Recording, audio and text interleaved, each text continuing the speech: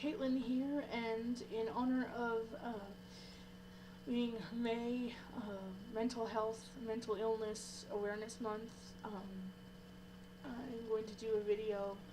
Sorry, I just drank water and I thought there was like a drop on my chin. Jeez.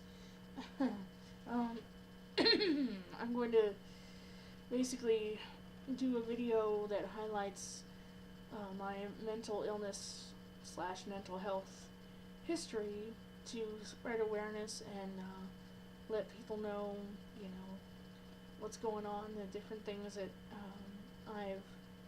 the different changes over the years and things that have happened. So the first time I was ever actually diagnosed with any kind of mental disorder was my diagnosis of post-traumatic stress disorder, or PTSD, when I was age 14. My therapist had diagnosed me, and I did suffer childhood trauma that did bring flashbacks. I was neglected as an infant, and I didn't really get into anything close to a stable environment, not even really as a toddler, more close to my preschool years is when things started getting stable. But even still, there were mental and emotional things going on. And then, when I was 9, I was sexually abused, and so that caused a lot of trauma, and I was having a lot of triggers, a lot of flashbacks, even at, ages 9, 10, 11 years old. I started with that therapist who diagnosed me when I was 11,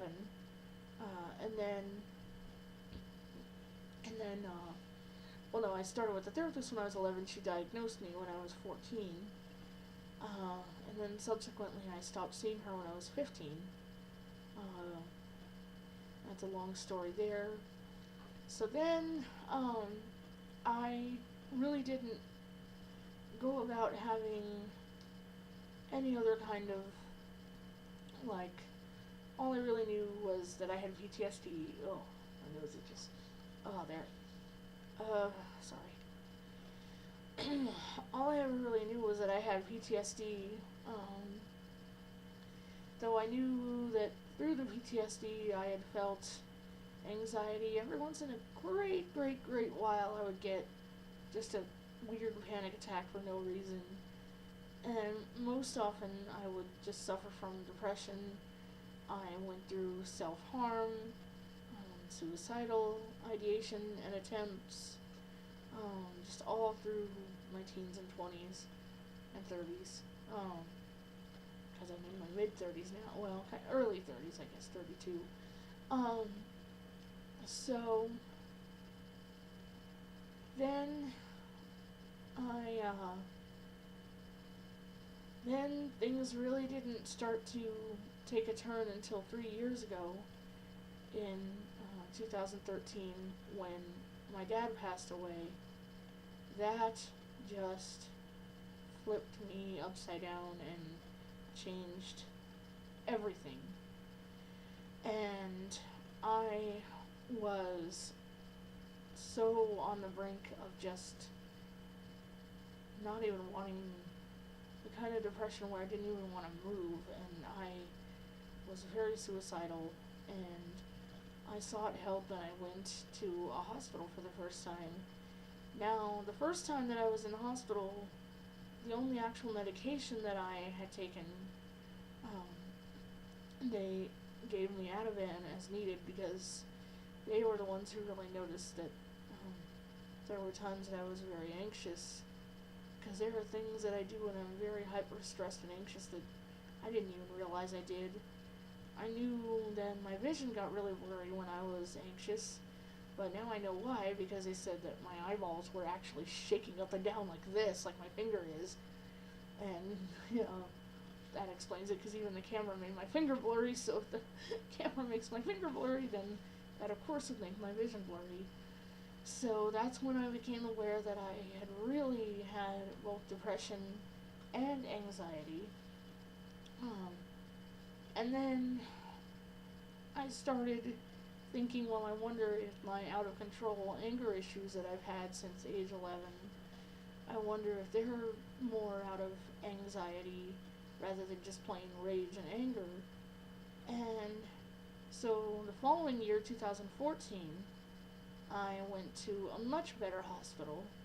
And because the hospital treated me much better, I decided that I was ready to, at that point I was going to try anything, and I tried medications. I got on Lexapro for depression, and then they gave me Vistaril as needed for anti-anxiety. And that actually, well, it seemed to start helping.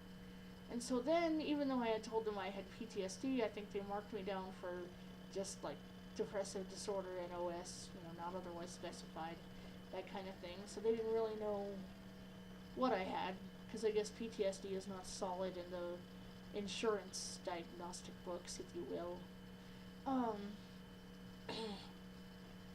So then, that started my, it seemed like, because that was 2014. Ugh, God, sorry. Lots of facial distractions today. Sorry about that. So that was 2014. Last year, 2015, was like my year of hospitalizations.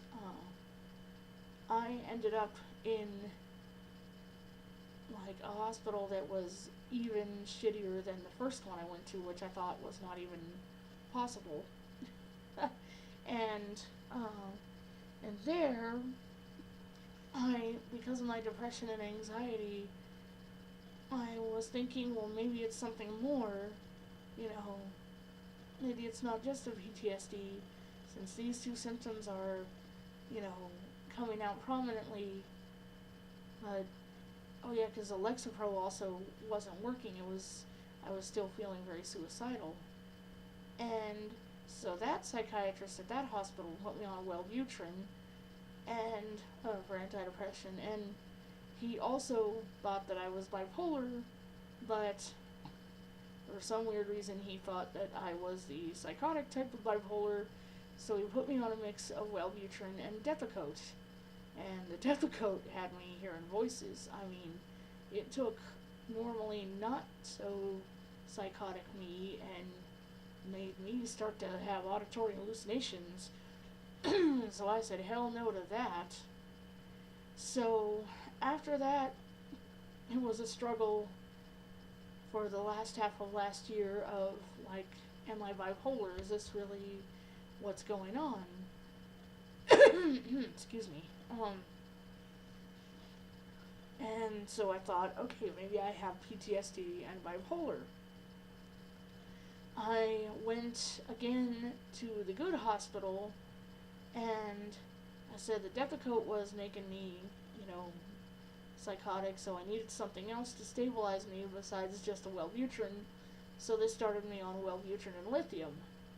Well, the Wellbutrin was making me constipated, to put a long story short, and so 2 months later I ended up back in the hospital, and that's when I switched the Wellbutrin up for Effexor for antidepressant. Now I've been taking Effexor ever since, and I am happy with it. But the problem that I was finding with the lithium was that because I was already being stabilized by the antidepressant, the lithium was actually bringing up more mania.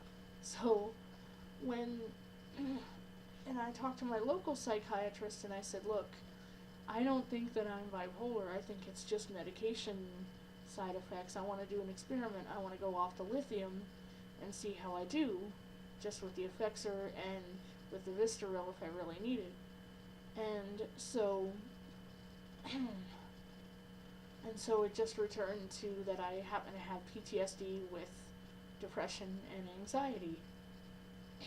But then there was another thing that had been going on. As soon as I check my time, oh good, I got plenty. There was another thing that had been going on since therapy as a teenager, my therapist, and I think I did another video maybe on one of my old channels for those who have followed me since then about all this, but there was basically a guided imagery exercise that she was trying to do for coping with PTSD, going, like, taking my present day self and kind of imagining that I travel back in time to myself at different ages and stages of my life, and then, ask that part of me, like, what do you need? Do you need to be held? Do you need to be loved? Do you need a listening ear? That kind of thing. And because I subsequently got basically yanked out of therapy and didn't get to finish the exercise, I thought at first, oh, I'm just taking it upon myself to have all these extra inside parts in my head and just sort of giving them time to express themselves.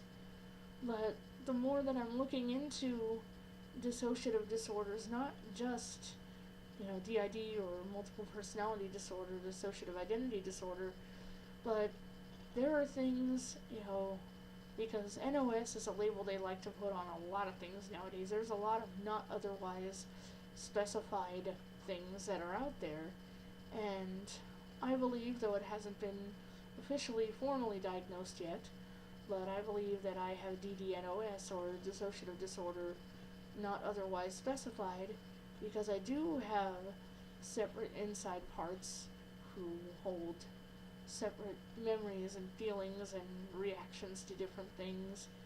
Now, it's not uncontrollable. It's not like they take over and they run my life and it's like, it's not like I lose consciousness or time or space. It's more like I'm co-conscious with all of them, and it's almost like an inside way of, it's like how, everyone has to look at the weather and put on different clothes, like put on a coat or a hat when it's cold, or put on a tank top in the summer.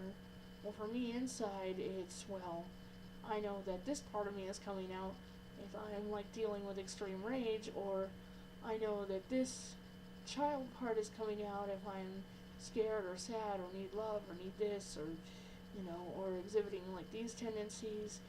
And then I, as my collective self, can, I, as my present self, can take a look and say, okay, what do I need to work with you with? What's going on? And then, that's how I've been working so far, using, like, PTSD coping along with, different skills for dealing with having, a mild, I guess, form of dissociation. And even my psychiatrist said that we all, everyone, even those without a mental disorder, dissociate to some degree. I mean, think about it when you, like, have a brain fart and you go, oh, where'd I put my keys? Like, that's dissociation, So, basically, diagnoses are just really labels for insurance purposes mostly, and also for, broad outlines of treatment. And just because I have these different things in my mental health history doesn't mean I am these things, but I am proud to at least say, from my own understanding and what I'm comfortable with, that I have post-traumatic stress disorder and some kind of dissociative disorder not otherwise specified, which includes depression and anxiety. So that is basically my mental health history, as, like, shortened down and concise and to the point as possible. I hope you have enjoyed this for the sake of Mental Health Awareness Month, and I look forward to making more mental health awareness videos on my channel, working with parts or just daily life with, mental health struggles, that sort of thing. And, I'm going to keep doing what I'm doing. I will catch you all later.